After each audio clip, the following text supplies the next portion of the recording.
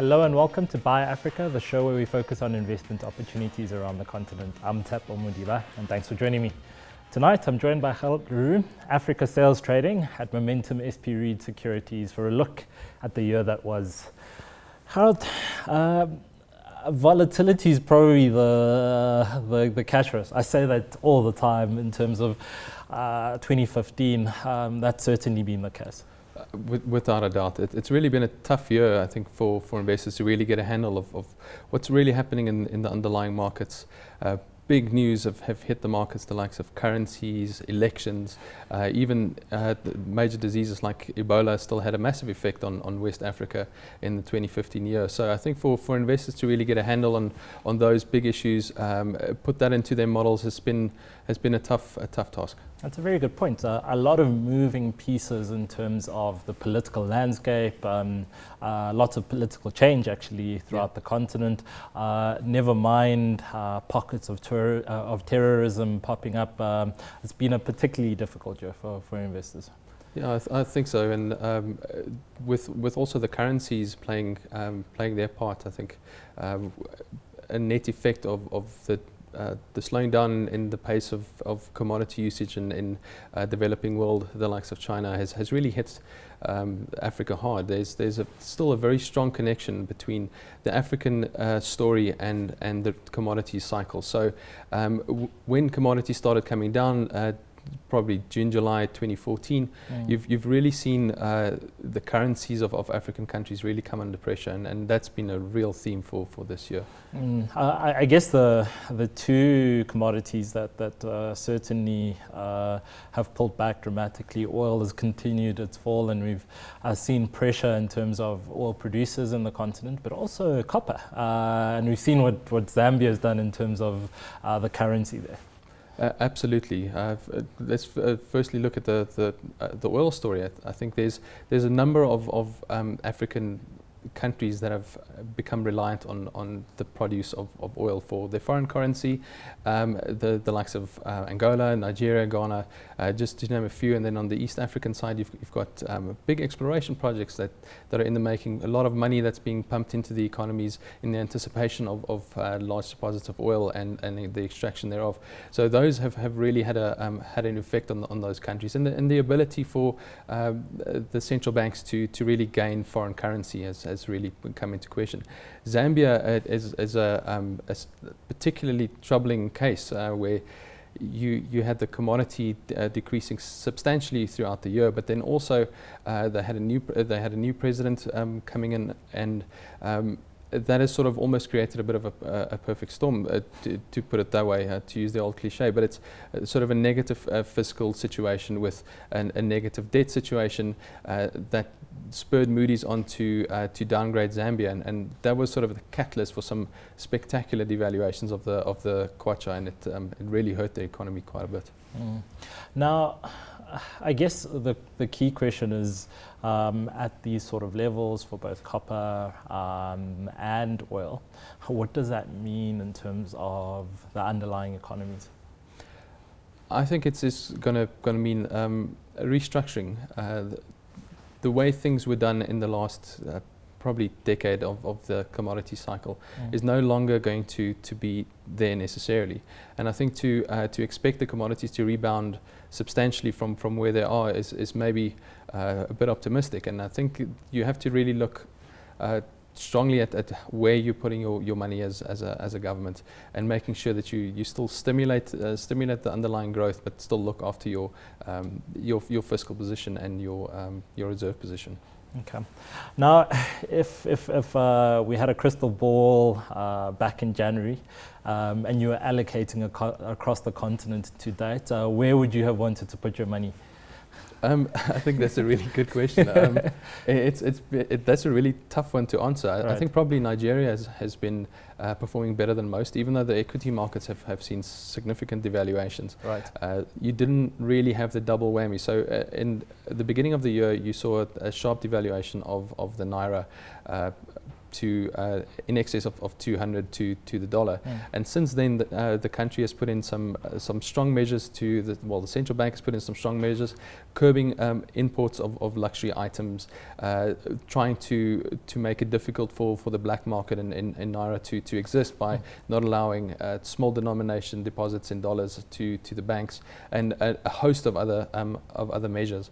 So they've managed to stabilize the currency at around about 198, which has sort of been holding since March. And it's quite an achievement, considering you had the election postponed in March, and to May finally President Buhari took office. There was quite a long delay in him getting his cabinet together, but now things seems to be going. There is some indications that in the forward markets there is an expectation for another 20% devaluation in the Naira, which is sort of the way things are looking at the moment. Just for investors probably looking at the Nigerian market now, that's something of concern, but the likes of the big foreign companies, Nestle, and the like, even though they've depreciated a bit over the year, they've held up a lot better than probably some of the other ones, and that's, I think, where investors hypothetically should have been putting their money if they wanted to be exposed there. Right. But maybe that's also the opportunity for investors now, that there are some really quality companies that have not really taken the hit, still keeping their revenue nice and strong, even though the growth is not necessarily there. But isn't a key concern whether I guess Nigeria as an economy has the reserves to be able to sustain the currency at the levels that we've seen? You talk about a 20% devaluation. Is there potential for even further than that? Well, it's really difficult to say. This is sort of what the forward market suggests. Sure. The measures that the central bank imposed on businesses, you have to register to get foreign currency, and that sort of has put a real constraint in the way people do business, as you can imagine. But it's temporary.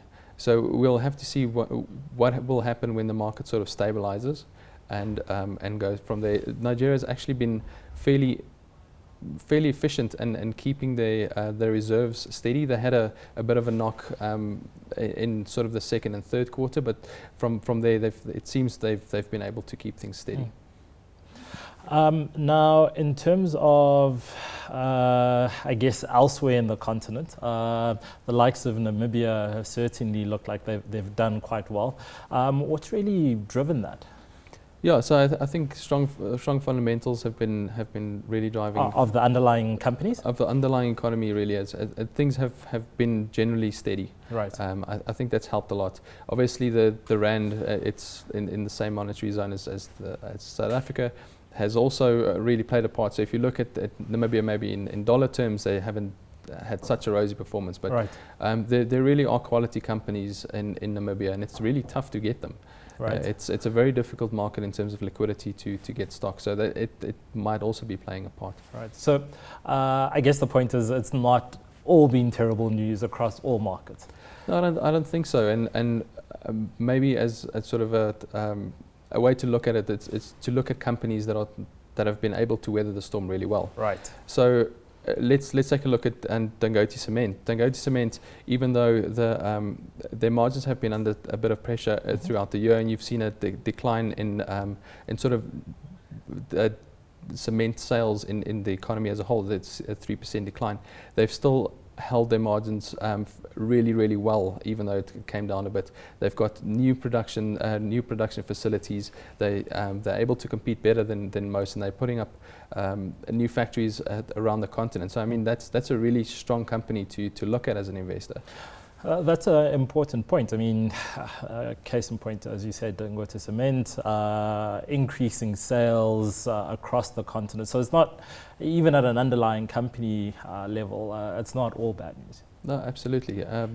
Even in the banks, Guarantee Trust Bank has done really well. ETI, EcoBank Transnational, the Nedbank sort of tie-up in Nigeria, they've got a nice regional regional footprint. So you're able to also diversify a bit of your earnings. They report in dollars, so their earnings have been under a bit of pressure, but that sort of it is a strong statement to we want to be a global African company, and they've done really well, and we really like them.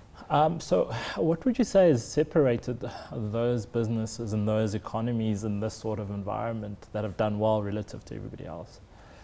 I think it's the level of debt, where your debt is situated is really important. Obviously, in a currency devaluation period, if you're paying foreign debt, you're gonna get yourself into trouble when you sort of have to make money locally to pay foreigners. So I think keeping an eye on your level of debt and where it's held is really important.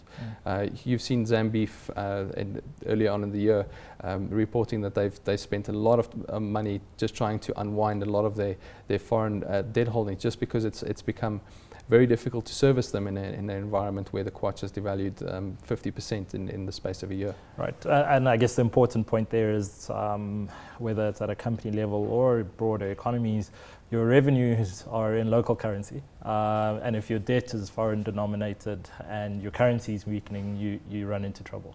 Absolutely, and moving over to the likes of East Africa, there's two businesses there that have done exceptionally well and still managed to gain a lot of revenue in their local markets, even though it's a difficult climate. The likes of Safaricom is a stock that we particularly like, and we sort of suggest that investors accumulate. But they've managed to grow the M-Pesa side of the business by 24% this year. Obviously, voice is not as important for them as the moment, but it's still managed to gain 8% in the year. And you've seen very strong moves towards the broadband side of things in that business. So that's a very strong cash generating business in Kenyan shillings that's not really exposed to that foreign risk, and that's a really nice company to look at. Kenya Commercial Bank is another one that we really like. It's actually seen a lot of depreciation over probably the last 6 months, but at 40 shillings a share, that's a stock that we really like. And with their regional expansion into all the neighbouring countries has been very successful, and it's a strong cash generating local business. Perfect. Let's leave it there. So the theme for the day is lots of volatility for the year, but underlying businesses, some of them are doing quite well. So thanks to my guest, Gerhard le Roux, Africa sales trading at Momentum SP Reid Securities. That's all from Buy Africa this week. Remember to follow me on Twitter. That's at Modiba_Tshepo, and send us your thoughts about the show using the hashtag Buy Africa.